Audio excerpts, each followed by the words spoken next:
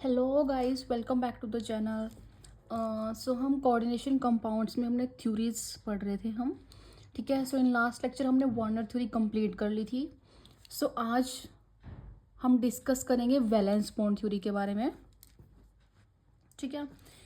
हमने last lecture में पढ़ा था कि वार्नर्स ने वार्नर थ्योरी की कुछ लिमिटेशंस थी।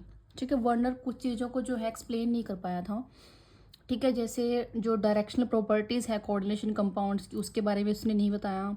या फिर आप कह सकते हो कि मैग्नेटिक या ऑप्टिकल जो प्रॉपर्टीज़ हैं कोऑर्डिनेशन कंपाउंड की, उनके बारे में उसने कुछ नहीं डिफाइन किया। ठीक है।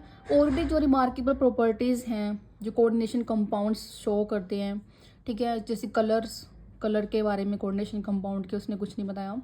सो ठीक है, बहुत सारी ऐसी चीज़ें थी, ठीक है, जिनको वर्नर एक्सप्लेन नहीं कर पाया।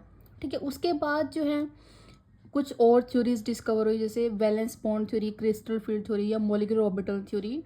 ठीक है। इनमें जो है इन लिमिटेशंस को ओवरकम किया गया। ठीक है। जो कोऑर्डिनेशन कंपाउंड्स के अंदर हम मेनली दो और थ्योरीज पढ़ेंगे, वैलेंस बॉन्ड थ्योरी और क्रिस्टल फील्ड थ्योरी या लिगेंड फील्ड थ्योरी बोल सकते हो। ठीक है। अभी देखो वैलेंस बॉन्ड थ्योरी क्या कहती है हमारे पास। वैलेंस बॉन्ड थ्योरी को डिस्कवर किया था लिनस पॉलिंग ने। ठीक है। इसने इस थ्योरी को डिस्कवर किया था।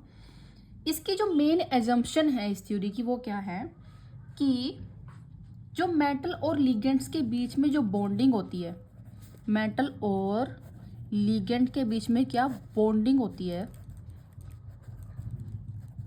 वो कैसे होती है। ठीक है। इसने मेनली बॉन्डिंग के बारे में, बॉन्डिंग पे ज़्यादा फोकस किया कि मेटल और लिगेंड के बीच में जो बॉन्डिंग है वो किस टाइप से होगी, कहाँ से कहाँ इलेक्ट्रॉन शेयर होंगे, किस टाइप का बॉन्ड बनेगा, क्या उसकी कह सकते हो हाइब्रिडाइजेशन क्या होगी। ठीक है। कोऑर्डिनेशन नंबर्स के अकॉर्डिंग, और जो भी जैसे वो टेट्राहेड्रल स्क्वायर पेन है तो वो किस तरह से उसकी ज्योमेट्री को किस तरह से शो किया जाता है, वो सब वैलेंस बॉन्ड थ्योरी ने बताया। ठीक है। अब वो हम पढ़ेंगे एक एक करके कि कैसे वैलेंस बॉन्ड थ्योरी क्या क्या चीज़ें बताती है। सो फर्स्ट देखो, जो वैलेंस बॉन्ड थ्योरी की मेन अजम्पशन है, ये बॉन्डिंग बताती है मेटल और लिगेंड्स के बीच में, कि लिगेंड्स के ऑर्बिटल्स के अंदर जो है एक्स्ट्रा इलेक्ट्रॉन्स या कह सकते हो लोन पेयर प्रेजेंट होते हैं। ये लिगेंड का ऑर्बिटल है, इसके अंदर क्या होते हैं, इस तरह से लोन पेयर प्रेजेंट होते हैं। और मेटल के पास जो है ऑर्बिटल्स क्या होती है, एम्प्टी, खाली ऑर्बिटल्स प्रेजेंट होते हैं।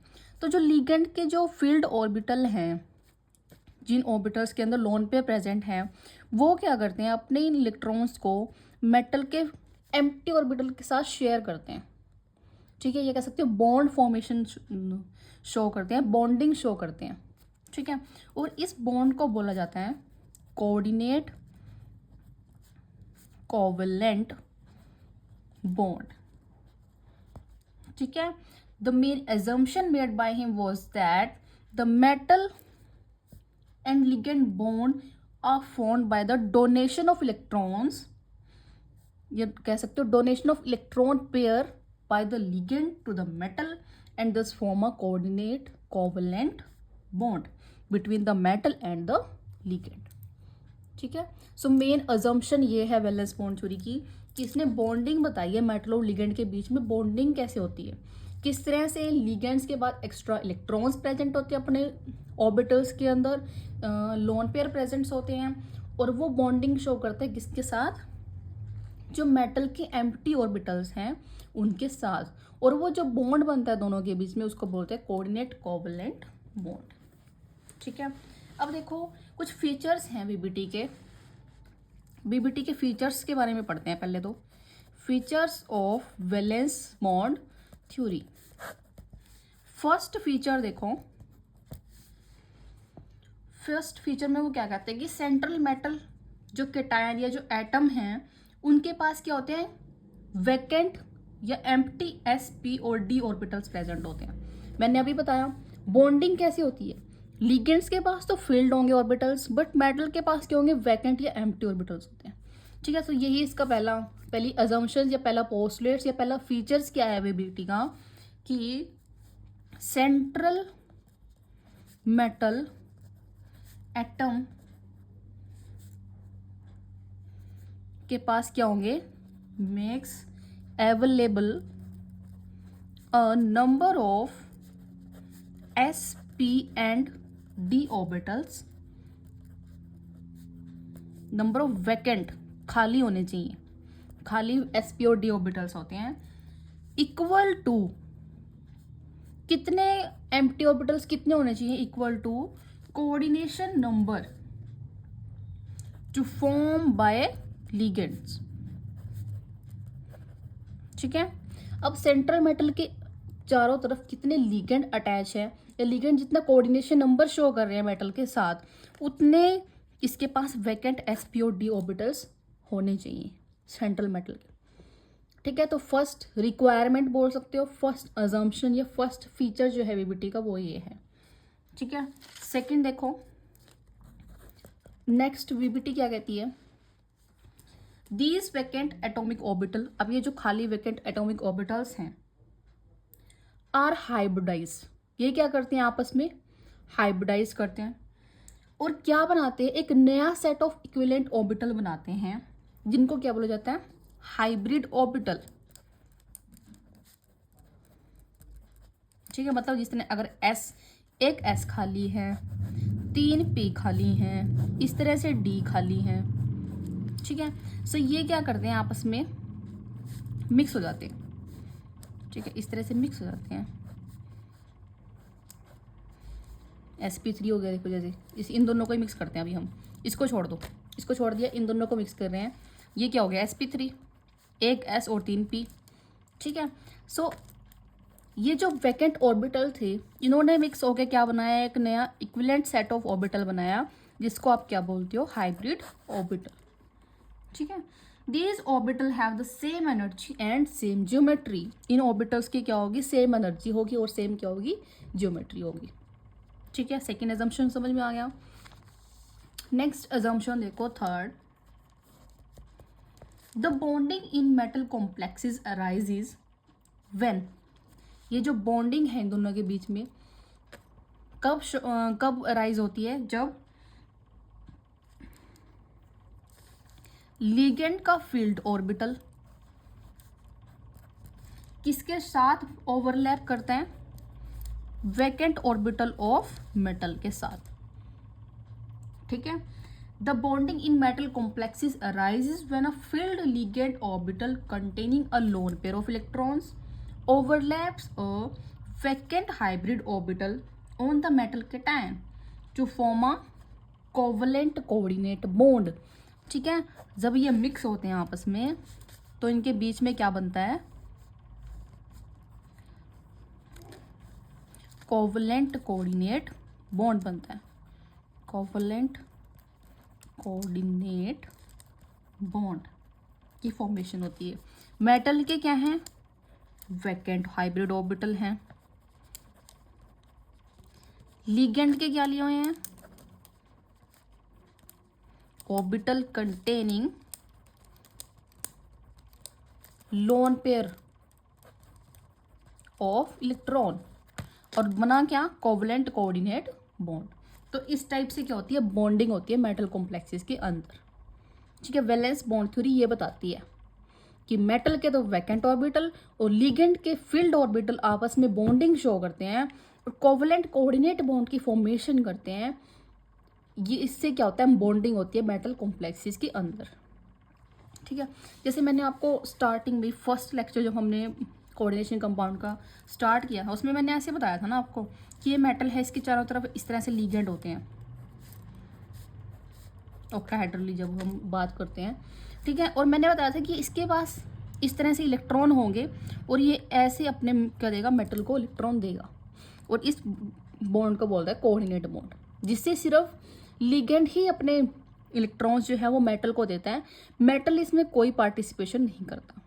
ठीक है। लिगेंड ही अपने इलेक्ट्रॉन्स मेटल के साथ शेयर करता है ओनली। ठीक है। लिगेंड ही बॉन्डिंग शो करता है मेटल के साथ। ठीक है। तो यही बात है ये कि मेटल के ऑर्बिटल्स क्या है, एम्प्टी हैं, बट लिगेंड के पास क्या है, lone pair of electrons present हैं, तो ये क्या करेगा, इसके साथ शेयर करके क्या बनाता है, कोऑर्डिनेट कोवलेंट कोऑर्डिनेट बॉन्ड। ठीक है, आगे समझ assumption.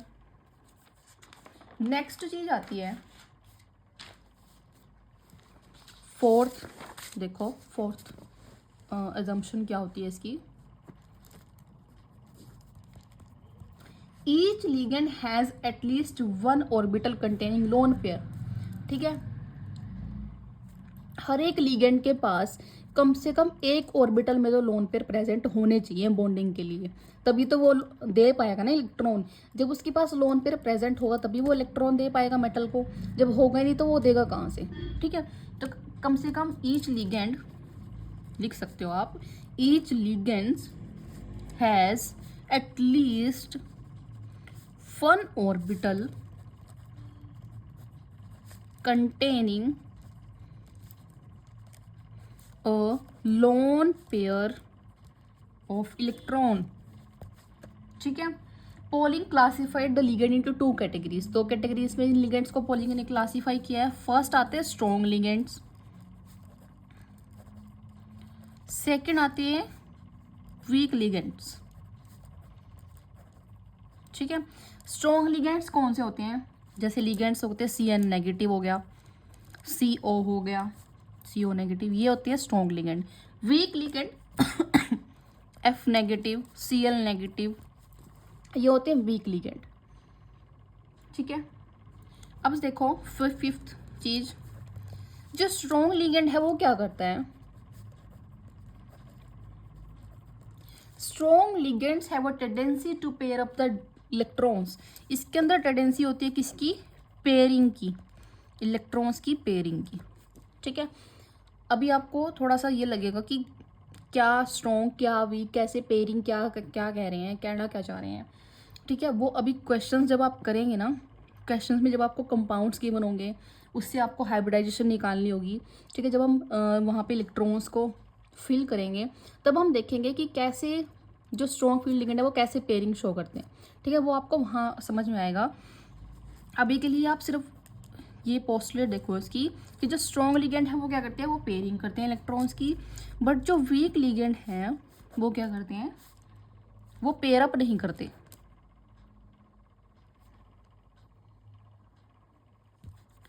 To not pair the electron. ठीक है, वो पेयर अप नहीं करते इलेक्ट्रॉन्स को। सिक्स्थ चीज आती है, the D orbital used in hybridization में भी either inner n-1 D orbital और आउटर ND। मतलब देखो जो हाइब्रिडाइजेशन शो करते हैं ना उसमें आपके पास कई बार तो इनर ऑर्बिटल्स यूज होते हैं, ठीक है, कहीं बार आउटर ऑर्बिटल्स यूज होते हैं। ठीक है, मतलब अगर इस तरह से n-1 डी ऑर्बिटल्स यूज हो रहे हैं तो इसको बोलोगे आउटर ऑर्बिटल्स। ठीक है, या फिर n+1 डी ऑर्बिटल उसने यूज कर लिया तो वो होंगे इनर ऑर्बिटल। ठीक है, ये भी हाइब्रिडाइजेशन समझ में आएगा। अभी देखो नेक्स्ट, देखो इसका, अगर कॉम्प्लेक्स के अंदर अनपेयर्ड इलेक्ट्रॉन प्रेजेंट हैं, अनपेयर्ड इलेक्ट्रॉन्स अगर प्रेजेंट हैं तो उसको बोलोगे आप पैरामैग्नेटिक। अगर पेयर्ड इलेक्ट्रॉन्स हैं तो उसको बोलोगे डायमैग्नेटिक। ठीक है, जैसे हमने वर्नर में बताया था कि वो मैग्नेटिक प्रॉपर्टी नहीं बताता, लिगेंड्स के बारे में उसने कुछ नहीं बताया, तो इसने मैग्नेटिक प्रॉपर्टीज को बताया कि अगर अनपेयर्ड इलेक्ट्रॉन प्रेजेंट होगा कॉम्प्लेक्स के अंदर, ठीक है, पेयरिंग के बाद भी, अगर स्ट्रॉन्ग लिगेंड है पेयरिंग के बाद भी अनपेयर्ड इलेक्ट्रॉन प्रेजेंट है तो वो पैरामैग्नेटिक होगा। अदरवाइज अगर पेयर्ड इलेक्ट्रॉन्स है तो वो क्या होंगे, डायमैग्नेटिक। ठीक है, ये थी कुछ एग्जाम्पशंस। अब देखो, अगर आपके पास कोऑर्डिनेशन नंबर है से हाइब्रिडाइजेशन, टाइप्स ऑफ हाइब्रिडाइजेशन, कौन कौन से कोऑर्डिनेशन से किस टाइप की हाइब्रिडाइजेशन होती है और वो कौन सी ज्योमेट्री शो करते हैं वो देखो पहले। अगर कोऑर्डिनेशन नंबर आपके पास 4 है तो हाइब्रिडाइजेशन आएगी sp3, एक s और 3 p, 4 हो गया ना, 3 और 1 4, तो 4 कोऑर्डिनेशन नंबर पे, 4 कोऑर्डिनेशन नंबर पे वो हाइब्रिडाइजेशन शो करता है sp3। ज्योमेट्री आती है टेट्राहेड्रल। ठीक है, नेक्स्ट देखो, अगर कोऑर्डिनेशन नंबर 4 है हाइब्रिडाइजेशन आई आपके पास dsp2, ठीक है, एक डी और एक एस और दो पी ऑर्बिटल्स, तो वो आएगा स्क्वायर प्लेनर। ठीक है, 5 कोऑर्डिनेशन नंबर पे sp3d, एक डी का यूज किया तो वो आएगा ट्रायगोनल बाय पिरामिडल।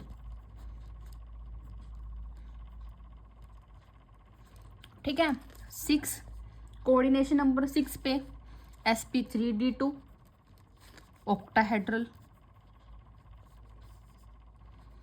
या फिर 6 पे ही d2sp3 भी शो कर सकता है, ये भी ऑक्टाहेड्रल। ठीक है, अब ये देखो मैंने आपको बताया था ना कि अगर n-1 होंगे तो आउटर, n+1 होंगे तो इनर। सो ये चीज़ है। इसमें जो d के जो है वो आउटर n+1 वाले इलेक्ट्रॉन्स जो हैं वो यूज़ किए गए हैं। ठीक है, मतलब बाहर वाले इलेक्ट्रॉन्स यूज़ किए गए हैं। सो ये आउटर हो गया, सॉरी यहाँ पे आउटर आएगा और यहाँ पे इनर आएगा, ये अंदर वाले हैं ना। अगर n-1d ऐसे d2sp3 हैं तो ये होंगे इनर ऑर्बिटल्स और ये होंगे आउटर ऑर्बिटल्स। ठीक है, ये तो समझ में आ गया होगा कि इनर और आउटर कैसे करेंगे। अभी लिगेंड्स वाली और जो पेयरिंग वाले हैं ये अभी क्वेश्चन से समझ में आएगा, ये वाली पोस्टलेट्स आपको। ठीक है, अभी ये देखो टेट्राहेड्रल आपको पता है कैसे होगी। स्क्वायर प्लानर मैं आपको बना के दिखाती हूँ, स्क्वायर प्लानर कैसे शो करते हैं।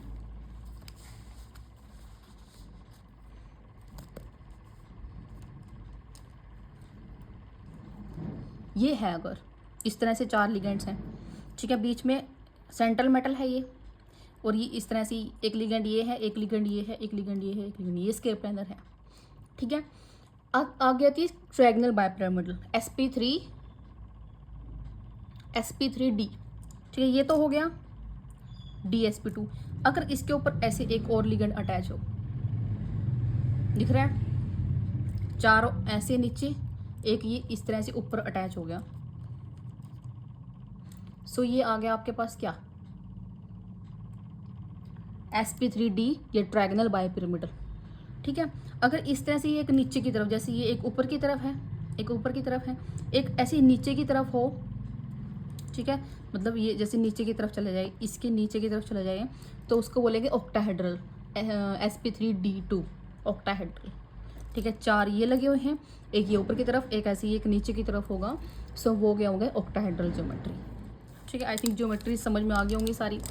ठीक है, कौन से कोऑर्डिनेशन नंबर पे कौन सी वो हाइब्रिडाइजेशन शो करते हैं और किस टाइप की ज्योमेट्री आती है, वो आप लोगों को समझ में आ गया होगा। अभी हम क्वेश्चन स्टार्ट करते हैं। इसके क्वेश्चन कैसे आता है, फर्स्ट देखो, फर्स्ट एग्जांपल CONH3 ये है।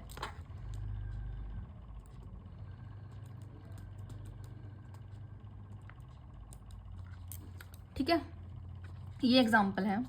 अब देखो इस एग्जांपल में ना, अभी मैं आपको पहले एक चीज़ बताना चाहती हूँ। हमें इन क्वेश्चंस के लिए इलेक्ट्रॉनिक कॉन्फ़िगरेशन निकालनी आनी चाहिए। ठीक है, इलेक्ट्रॉन को कैसे डिस्ट्रीब्यूट किया जाता है SPD में, वो पता होना चाहिए।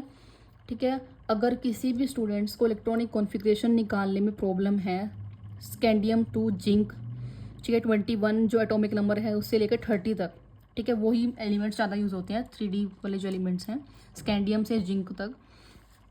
ठीक है, अगर उसमें इलेक्ट्रॉनिक कॉन्फ़िगरेशन में कोई भी डाउट है कैसे निकाला जाता है, सो आप वो मुझे कमेंट में बता सकते हो, तो मैं उसकी एक शॉर्ट वीडियो बना दूँगी कैसे इलेक्ट्रॉनिक कॉन्फ़िगरेशन को निकाला जाता है। ठीक है, सो कोबाल्ट, इसमें सबसे पहले आपको क्या होना चाहिए, पता होना चाहिए ऑक्सीडेशन स्टेट कैसे निकालते हैं, ऑक्सीडेशन नंबर कैसे निकालते हैं, वो भी मैंने आपको सिखाया हुआ है। कि जैसे इसको X ले लो, ठीक है, ये क्या है आपका न्यूट्रल मॉलिक्यूल है, तो इसका चार्ज कितना आएगा 0 और equal to overall charge complex के ऊपर क्या है +3, सो X की वैल्यू आएगी +3। ठीक है, तो इसमें कोबाल्ट +3 आपको कॉन्फ़िगरेशन यूज़ करनी है। आ गया समझ में।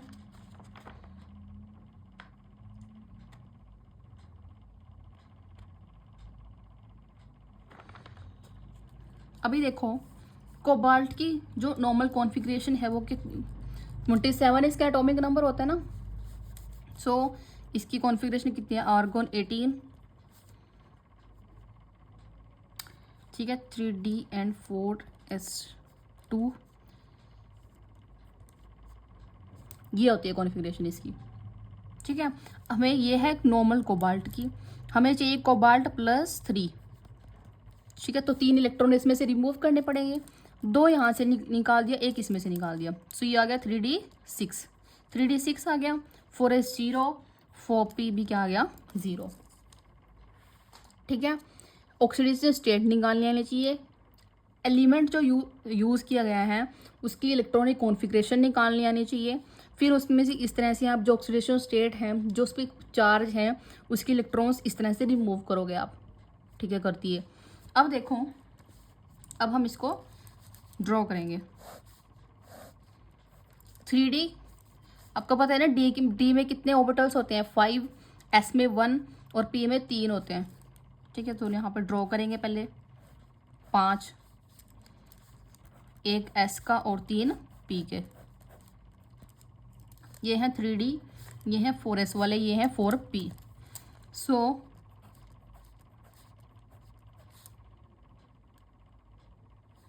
1 2 3 4 5 और ये 6, ठीक है, आ गया इतना। अब देखो,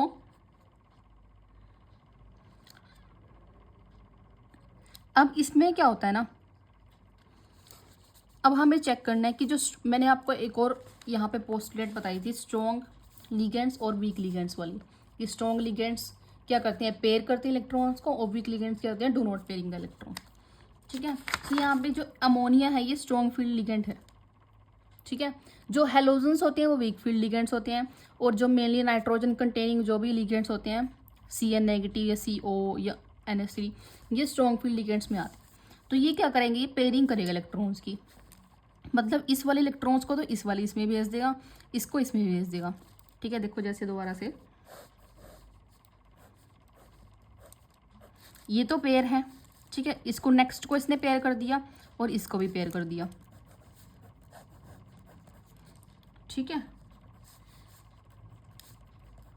अब देखो कौन कौन से ऑर्बिटल जो एम्प्टी हैं वो मिक्स करेंगे आपस में हाइब्रिड ऑर्बिटल बनाने के लिए, मतलब D के 2, एक S और P3, D2sp3, इसकी क्या होगी, हाइब्रिडाइजेशन, ठीक है। ये क्या आएगी इसकी हाइब्रिडाइजेशन, ऑक्टाहेड्रल क्या आएगी इसकी ज्योमेट्री, ठीक है। मतलब अब आप यहाँ पे लिख सकते हो, ये तो 3 हो गए, ठीक है, ये इसके साथ मिक्स हो गया, मतलब इसको आप ऐसे लिख सकते हो, ये 3D के 2, 1s और 3p के, ठीक है। इन्होंने क्या किया, NH3 ने क्या किया, इनके अंदर क्या डाल दिए, इलेक्ट्रॉन्स। जो लीगेंड था, लीगेंड ने क्या कर दिए, एम्प्टी ऑर्बिटल जो था मेटल का, जो एम्प्टी ऑर्बिटल्स थे उसमें क्या डाल दिए, इससे इलेक्ट्रॉन डाल दिए। तो यहाँ पे क्या आ गया, D2sp3 आ गई इसकी हाइब्रिडाइजेशन। जो एम्प्टी ऑर्बिटल्स होते हैं वही आपस में वो क्या करते हैं, ओवरलैप करके हाइब्रिड ऑर्बिटल बनाते हैं। तो ये हाइब्रिड ऑर्बिटल बना दिए अमोनिया ने। जो लीगेंड के पास जो लोन पे प्रेजेंट होते हैं वो क्या करते हैं, मेटल के एम्प्टी ऑर्बिटल में इलेक्ट्रॉन देता है, इसने दे दिए इलेक्ट्रॉन्स, बॉन्डिंग होगी मेटल और लिगेंड के बीच में, और हाइब्रिडाइजेशन क्या आ गया, D2sp3, और ज्योमेट्री क्या आ गई, ऑक्टाहेड्रल, ठीक है। अब यहाँ पे आप 2 पॉइंट लिख सकते हो कि NH3 ligand are strong and cause pairing of electron. Second इसको बोल सकते हो आप, ये क्या है, डायमैग्नेटिक। डायमैग्नेटिक क्या, जो सारे इलेक्ट्रॉन्स हैं वो क्या हैं, पेयर हैं, ठीक है। अब ये वाला जो पोस्टुलेट थी, अनपेयर इलेक्ट्रॉन होंगे तो पैरामैग्नेटिक होगा, अगर सारे पेयर होंगे तो वो क्या होगा, डायमैग्नेटिक, मैग्नेटिक प्रॉपर्टी उसकी, ठीक है। सो अभी यहाँ पे सारे इलेक्ट्रॉन्स पेयर्ड हैं तो वो क्या होगा, डायमैग्नेटिक, ठीक है। इस तरह से एग्जाम्पल देखो, इस तरह से करना होता है ये। सबसे पहले आप कोबाल्ट की ऑक्सीडेशन स्टेट निकालोगे, इलेक्ट्रॉनिक कॉन्फ़िगरेशन लिखोगे, इलेक्ट्रॉन्स को अरेंज करोगे 3D 4s 4p में। उसके बाद देखोगे कि जो लिगेंड है वो कैसा लिया हुआ है, अगर वहाँ पे कोई भी हेलोजन है, F नेगेटिव Cl नेगेटिव, इस तरह से कोई हेलोजन है, तो वो पेयरिंग नहीं करेंगे क्योंकि वो क्या होते हैं, वीक फील्ड लिगेंड होते हैं। अभी इसमें अमोनिया था तो ये क्या कर देगा, पेयरिंग कर देगा। ठीक है, सो इसकी आ गई D2sp3। इस तरह से बॉन्डिंग शो करी। उसके बाद हमें बताया कि ये क्या होते हैं, डायमैग्नेटिक होते हैं। ठीक है, अभी एक और एग्जांपल देखो, अच्छे से क्लियर हो जाएगा। सेकेंड एग्जांपल देखो इसका, COF6 नेगेटिव। ठीक है, सबसे पहले क्या निकालेंगे, ऑक्सीडेशन स्टेट या ऑक्सीडेशन नंबर। ये होता है X।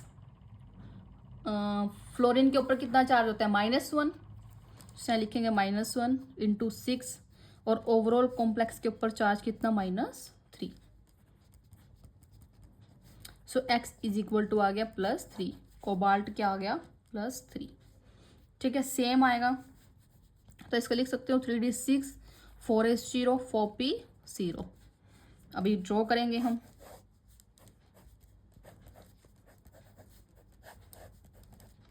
ठीक है, 3D6 ड्रॉ करते हैं, 1 2 3 4 5 6, ये है 3D6 4S0 4P0।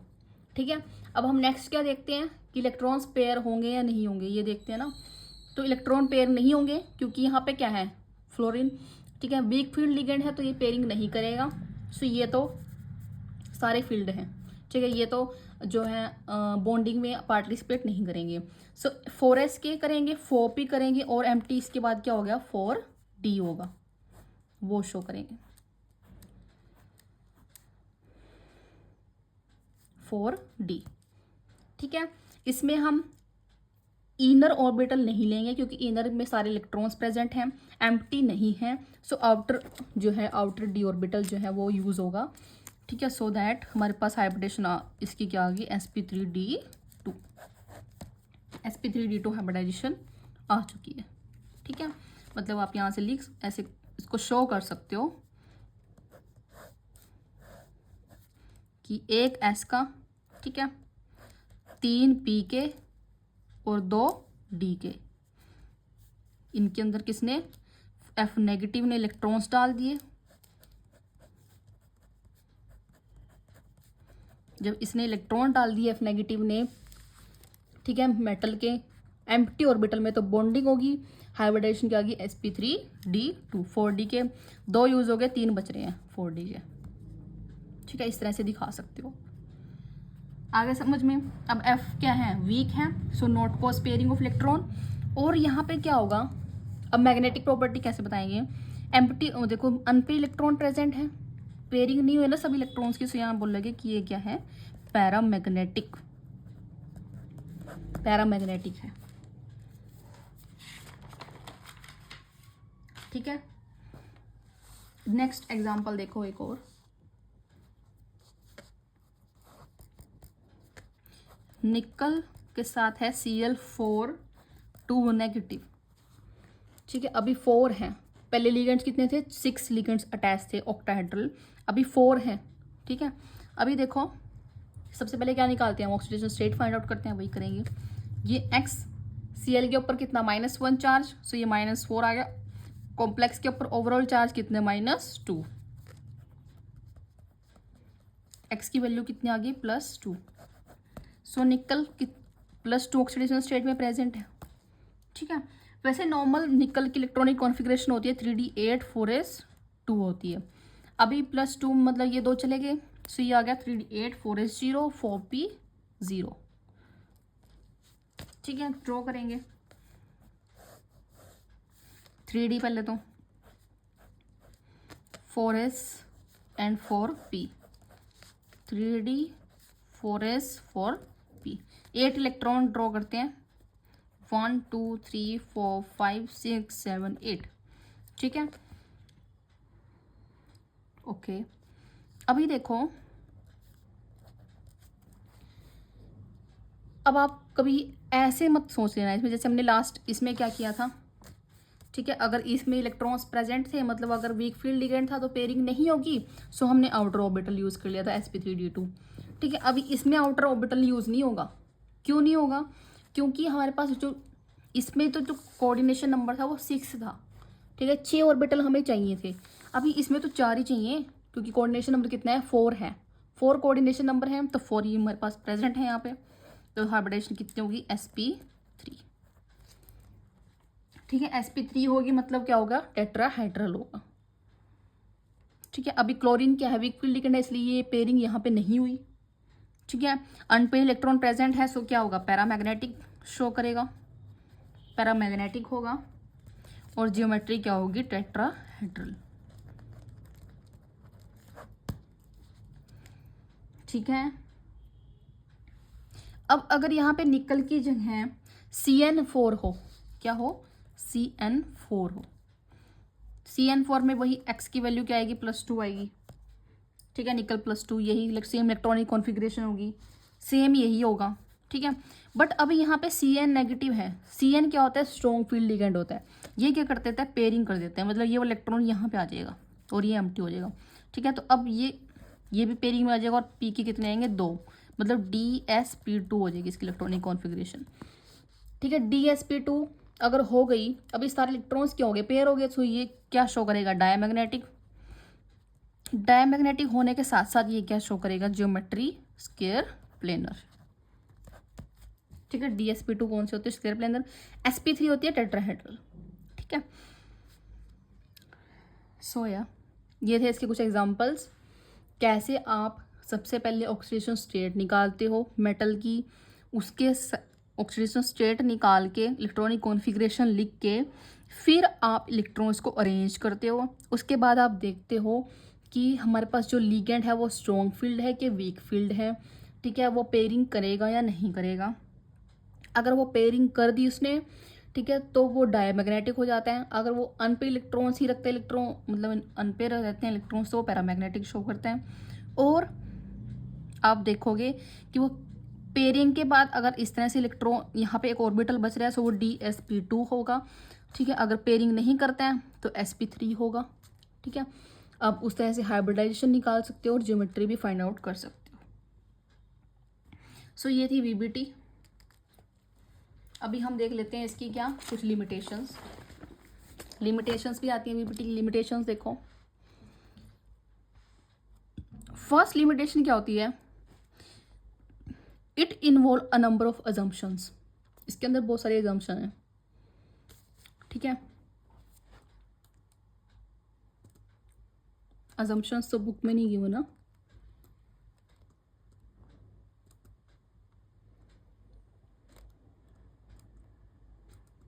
नहीं। ठीक है, मतलब क्या होता है ना, कहीं कुछ ऐसे कंपाउंड्स भी ये बताता है कि जैसे कईयों की कह सकते हो आप हाइब्रिडाइजेशन अगर sp3 है बट वो फिर भी स्क्वायर प्लेनर शो करते हैं। ठीक है, तो कुछ इस तरह से बहुत सारी अजम्पशंस हैं इसके अंदर। It does not give quantitative interpretation of magnetic data. ठीक है, अभी इसने वैसे तो मैग्नेटिक प्रॉपर्टीज बता दी कि डायमैग्नेटिक है या पैरामैग्नेटिक है नंबर ऑफ अनपेयर्ड इलेक्ट्रॉन्स के अकॉर्डिंग, बट ये क्वांटिटेटिव इंटरप्रिटेशन नहीं देता मैग्नेटिक डाटा की। ठीक है, मतलब एक्सपेरिमेंटली हम ऐसा कुछ नहीं कैलकुलेट कर सकते। ठीक है, कि इसकी मैग्नेटिक मूवमेंट कैसे निकाल सकते हो आप। It does not explain the colour exhibit by the coordination compound. ठीक है, कलर के बारे में इसने भी कुछ नहीं बताया, बर्नर ने भी नहीं बताया था कलर के बारे में, इसने भी नहीं बताया कि कौन सा कंपाउंड किस तरह का कलर शो करता है। It does not give quantitative interpretation by of the thermodynamic और kinetic stability of the coordination compounds. ठीक है, थर्मोडायनामिक और काइनेटिक स्टेबिलिटी के बारे में ये कुछ नहीं बताता। ठीक है, बर्नर की भी यही थी एक लिमिटेशन कि उसने स्टेबिलिटी नहीं बताई थी कोऑर्डिनेशन कॉम्प्लेक्स की, इसकी भी यही है, कोई भी नहीं बताई इसने। उसके बाद it does not make exact prediction regarding tetrahedral and square planar structures. ये मैंने अभी बताया आपको कि इसने कुछ भी एग्जैक्ट प्रेडिक्शन नहीं दी कि कौन सा कंपाउंड टेट्राहेड्रल होगा और कौन सा स्क्वायर प्लेनर स्ट्रक्चर शो करेगा। ठीक है, मतलब कई ऐसे होते हैं जो sp3 से के बावजूद भी स्क्वायर प्लेनर दिखाते हैं, या कई ऐसे जो DsP2 के बावजूद भी टेट्राहेड्रल शो करते हैं। ठीक है, तो ये जो है एग्जैक्ट प्रिडिक्शन नहीं दे पाया regarding tetrahedral and square planar structure. It does not distinguish between weak and strong ligands. ठीक है, अभी इसने मोटा मोटा सा तो बता दिया कि ये कुछ स्ट्रॉन्ग है, ये कुछ वीक हैं, बट एक होता है ना कि एक वैलिड पॉइंट होता है, एक वैलिड रीज़न होता है हर एक चीज़ के पीछे कि ये स्ट्रॉन्ग फील्ड लिगेंड्स ही क्यों है या ये वीक फील्ड लिगेंड्स ही क्यों हैं, ये पेयरिंग क्यों नहीं करते, ये पेयरिंग क्यों कर रहे हैं। ठीक है, उसके बारे में इसने कुछ भी ऐसा नहीं बताया, मतलब ये डिस्टिंग्विश ही नहीं कर पाया कि कौन से स्ट्रॉन्ग है और कौन से वीक फील्ड लिगेंड्स हैं। ठीक है, बस एक मोटा मोटा सा आइडिया दे दिया कि ये जो हेलोजन्स होते हैं ये क्या करेंगे, ये वीक फील्ड लिगेंड होते हैं तो पेयरिंग नहीं करते, बट ऐसा क्यों, why, what is the reason behind this. ठीक है, ऐसा कुछ नहीं बताया इसने। ओके, सो ये थी कुछ लिमिटेशंस वीबीटी की। ठीक है, अब इनको किसने ओवरकम किया, जो हमारी नेक्स्ट थ्योरी थी क्रिस्टल फील्ड थ्योरी, वो ओवरकम करेगी। मतलब जैसे वीबीटी क्या करती है, ज़्यादातर उसने बॉन्डिंग के ऊपर जोर दिया। वीबीटी ने फोकस किया है कि मेटल और लिगेंड के बीच में बॉन्डिंग क्या है, कोऑर्डिनेट कोवलेंट बॉन्ड बनता है। ठीक है, सबसे पहले ये उसको ही, जो CFT है ना, सबसे पहले इसकी मेन अजम्पशंस को ही काटेगी। ठीक है, वो उसको ही काट के बताएगी कि नहीं, कोवलेंट बॉन्ड नहीं होता, आयनिक बॉन्ड प्रेजेंट होता है मेटल और लिगेंड के बीच में। ठीक है, वो कैसे कैसे वो हम क्रिस्टल फील्ड थ्योरी में पढ़ेंगे। ठीक है, और उसने कलर के बारे में भी बहुत कुछ बताया है, स्टेबिलिटी भी बताई है कॉम्प्लेक्सेस की। ठीक है, कैसे वीक फील्ड होते हैं, कुछ स्ट्रॉन्ग फील्ड होते हैं, सब कुछ बताया क्रिस्टल फील्ड थ्योरी ने। ठीक है, वो हम नेक्स्ट लेक्चर में पढ़ेंगे। नेक्स्ट लेक्चर बहुत इंटरेस्टिंग होगा। ठीक है, जो सारी लिमिटेशंस को ओवरकम कर देगा वीबीटी की भी और वर्नर की भी। सो या मैं थक चुकी हूँ अब। सो इस लेक्चर में इतने ही, नेक्स्ट में हम क्रिस्टल फील्ड थ्योरी डिस्कस करेंगे। ठीक है, अगर आपको कोई भी डाउट है सो आप कमेंट में पूछ सकते हो। ठीक है, अगर वीडियो पसंद आए सो लाइक करो, शेयर करो, कमेंट्स करो। सो या stay tuned for upcoming videos. Thank you so much.